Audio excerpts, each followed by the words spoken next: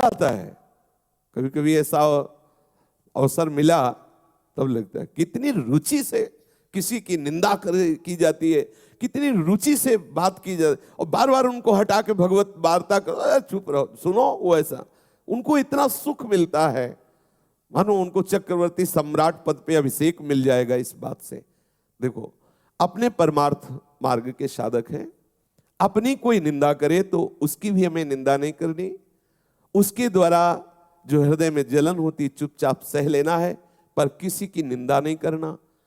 कोशिश करो किसी और की निंदा आपको सुनने को ना मिले, कोशिश करो आपको अपनी निंदा सुनने को मिले। कोई निंदा कर रहा है तो आप कान को कहो सुनो, क्योंकि अब जलेगा हृदय ना, और जब हृदय जलेगा तो फिर सही हो जाएगा।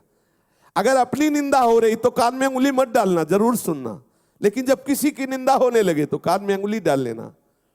जब अपनी प्रशंसा होने लगे तो कान में अंगुली डाल लेना, जब दूसरे की प्रशंसा हो रही तो अंगुली हटा लेना, तो अंदर तुम्हें पता चलेगा कि क्या है तुम्हारी स्थिति। दूसरे की प्रशंसा सुनकर आनंदित होना, यह हमारे साधुता के मार्ग में लाभदायक है। अपनी प्रशंसा सुनकर के हृदय में सकुचाहट आ जाना, मैं अधम, ये कैसा, यह है परमार्थ का स्वरूप। अपनी निंदा सुनकर के आनंदित होला, देखो प्रभु ये ठीक कह रहे, ऐसा ही मैं हूं। दूसरे की निंदा जब बात हो तो कान में अंगुली डाल लो, नहीं नहीं हमें नहीं सुनना।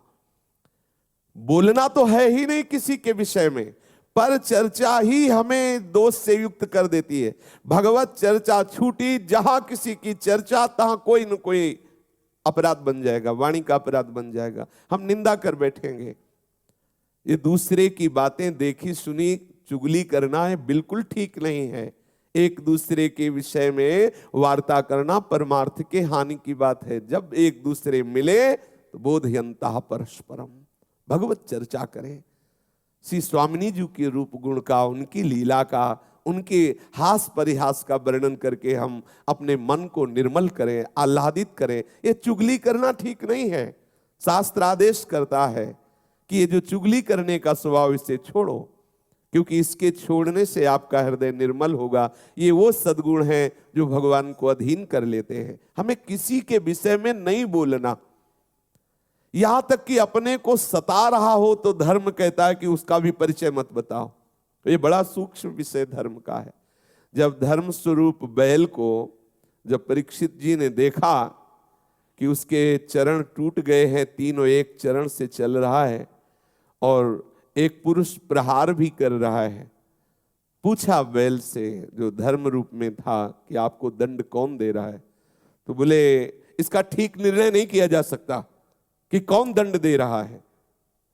जैसे जैसे वार्ता हुई परीक्षित जी समझ गए ये धर्म है, क्योंकि ये धर्म कहता है कि अपने को भी जो सता रहा है उसका भी परिचय न बताए, क्योंकि वो कोई न कोई मेरा कर्म ही है जो उसको प्रेरित करके आया है और मुझे दुख दे रहा है। वो बेचारा तो निमित्त मात्र है, वो थोड़ी हमें दुख दे रहा है। कोई न कोई कर्म, को न काहू के दुख सुख कर दाता, निज कृत कर्म भोग सुन भाता। अगर कोई हमें आकर के पीट रहा है तो सच्ची मानिए हमारा कर्म ही कोई उसके ऊपर बैठ गया और वो आकर हमें पिटवा रहा है, हम उसका भी विरोध नहीं करते।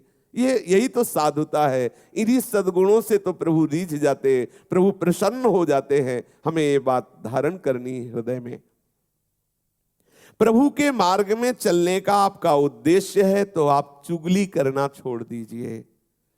देखो किसी से कहना नहीं, कसम खाओ किसी से नहीं कहेंगे, और अब वो दूसरे से बोलेगा देखो कसम खाओ किसी से मत कहे। पूरी समाज में बात हो गई और वो किसी से कहना भी नहीं है। ये बहुत प्रपंच का विस्तार अंदर होता रहता है, हम समझ नहीं पाते हैं।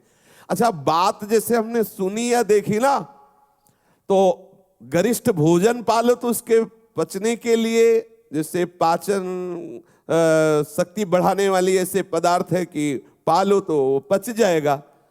ऐसे ही जब किसी की बात अगर आपके हृदय में पहुंच गई और आप नाम जपना शुरू कर दें तो भले पच जाए, नहीं तो चाहे दीवार से बोलना पड़े, बोलना